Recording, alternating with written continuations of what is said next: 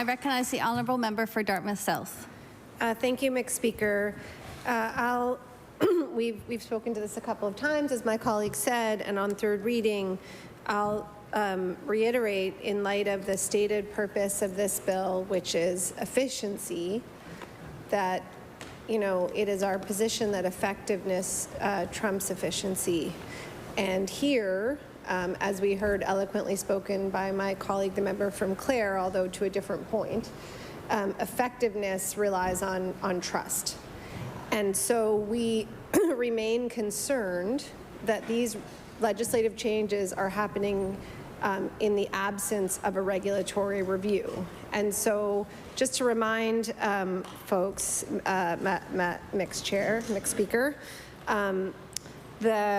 these regulations are subject to a review every 5 years, and in the terms of reference of the Nova Scotia Aquaculture Regulatory Advisory Committee, and I'll table these, it says in the background, the panel recommended that the process of implementing the proposed framework be regarded as the beginning of an ongoing process of continuous regulatory improvement, rather than as the one-time regulatory reform that ends with the implementation of recommendations. This is the rationale for establishing the Aquaculture Regulatory Advisory Committee. People are eager, Mr. Speaker, to see a review of the regulations because there are concerns about whether there is adequate communication right now with communities and individuals, and whether the department is, in some people's eyes, perceived as being biased.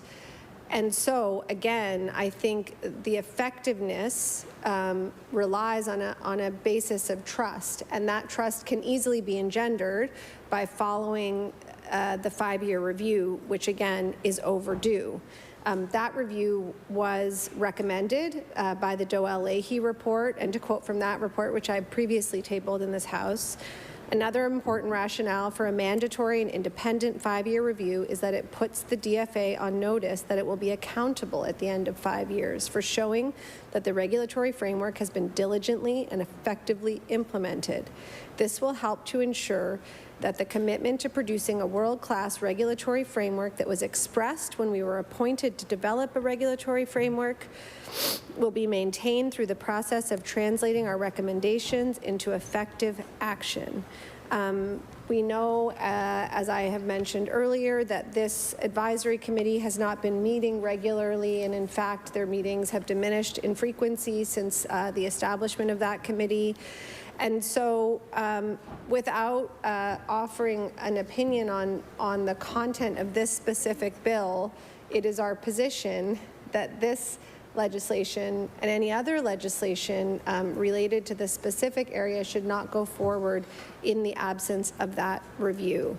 If the government is serious about regulatory reform, if the government is serious about social license, then there is no need to rush legislative change in the absence of that review. And so for that reason, we will not be supporting this legislation. Thank you, Mr. Speaker.